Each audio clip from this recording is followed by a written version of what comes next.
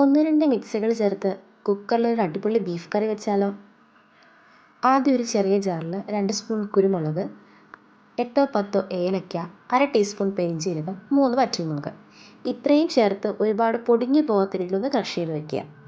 പിന്നെ വേണ്ടത് 10 ചെറിയുള്ളി, 10 വെളുത്തുള്ളി, ഒരു ചെറിയ കഷ്ണം ഇഞ്ചി, 4 പച്ചമുളക് ഇത്രയും വെള്ളം ചേർക്കാതെ അരച്ച് വയ്ക്കണം. പിന്നെ വേണ്ടത് 2 സവോളയും ഒരു തക്കാളിയും കുറച്ച് കറിവേപ്പിലയാണ്. ഞാൻ 1 കിലോ ബീഫാണ് എടുത്തിരിക്കുന്നത്. അടുപ്പിൽ കുക്കർ വെച്ച് എണ്ണയൊഴിച്ച് ചൂടായി വരുമ്പോഴേക്കും ഒരു കഷ്ണം കറുവപ്പട്ടയും 4 ഗ്രാമ്പൂവും ചേർത്തൊന്ന് മൂത്ത് വരുമ്പോഴേക്കും നമ്മൾ നേരത്തെ അരിഞ്ഞ് വെച്ചിരിക്കുന്ന സവോളയും തക്കാളിയും കറിവേപ്പിലയും കുറച്ച് ഉപ്പും ചേർത്ത് അതിൻ്റെ പച്ചമണം ഒന്ന് മാറി വരുന്നവരെ വെയിറ്റ് ചെയ്യുക. അതൊന്ന് വഴണ്ട് വരുമ്പോഴേക്കും ബീഫെല്ലാം കൂടെ അങ്ങോട്ട് ഇട്ട് കൊടുക്കുക. അതിൻ്റെ ഒപ്പം തന്നെ നേരത്തെ അരച്ച് വെച്ചിരിക്കുന്ന അരപ്പും മസാലക്കൂട്ടും അങ്ങോട്ട് ചേർത്ത് കൊടുക്കുക.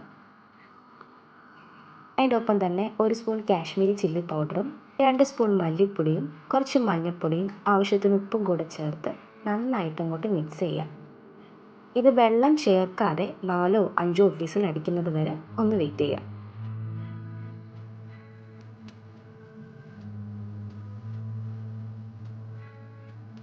കുക്കറിൻ്റെ ആവി മൊത്തത്തിൽ അങ്ങോട്ട് പോയി കഴിയുമ്പോൾ തുറന്ന് നോക്കിയാൽ ബീഫ് കറി റെഡിയായി.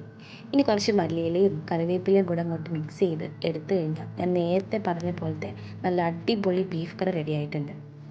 ഞാൻ നെയ്ച്ചോറിൻ്റെ ഫോട്ടോ കഴിച്ചാൽ ഇത് ഏതിൻ്റെ കൂടെയും നല്ല അടിപൊളി കോമ്പിനേഷൻ ആയിരിക്കും. അപ്പോൾ എല്ലാവരും ട്രൈ ഇറ്റ് ഔട്ട്.